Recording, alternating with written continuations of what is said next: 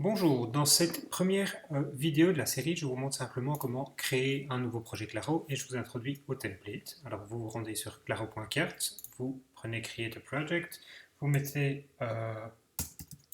un nom de projet, vous verrez que votre projet va être hébergé à une adresse ici qui vous sera rappelée par email dans l'email de bienvenue et puis votre adresse email. Dans mon cas, comme j'ai déjà un compte Claro, je vais juste devoir mettre mon mot de passe et je pourrai entrer. Sinon, on vous demandera simplement votre nom, prénom et vous démarrez un tout petit peu plus lentement. Alors, vous tombez sur cet écran où vous pouvez choisir un template. Donc ça, c'est tous les templates que vous retrouvez aussi sur le site web. Et vous choisissez le template que vous souhaitez utiliser. Dans un premier temps, je vais prendre blank. On va vraiment partir d'une page blanche ici. Et vous pouvez installer ce template. Une fois ça fait, vous arrivez dans Claro. On a pris un template blanc, donc ici on arrive avec aucune carte, aucune colonne.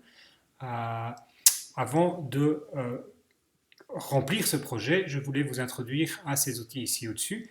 Une fois que vous avez choisi votre template, vous avez trois boutons. Le premier vous renvoie vers notre site web avec des informations et quelques premières étapes pour utiliser votre template.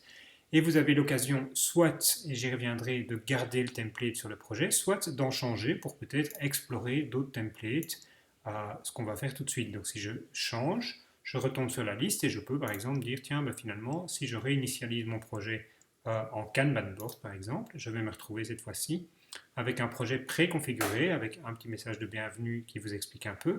Et ici, on voit qu'il y a déjà des colonnes, il y a déjà quelques cartes avec lesquelles vous pouvez jouer.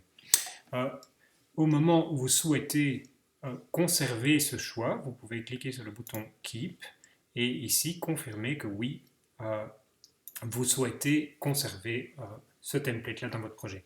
Si jamais à un moment vous changez quand même d'avis, sachez que dans les Project Settings ici au-dessus, Global Settings, la Danger Zone, vous pouvez toujours rechanger le template, mais ça supprime absolument toutes les données du projet, donc vous devez l'utiliser parcimonieusement.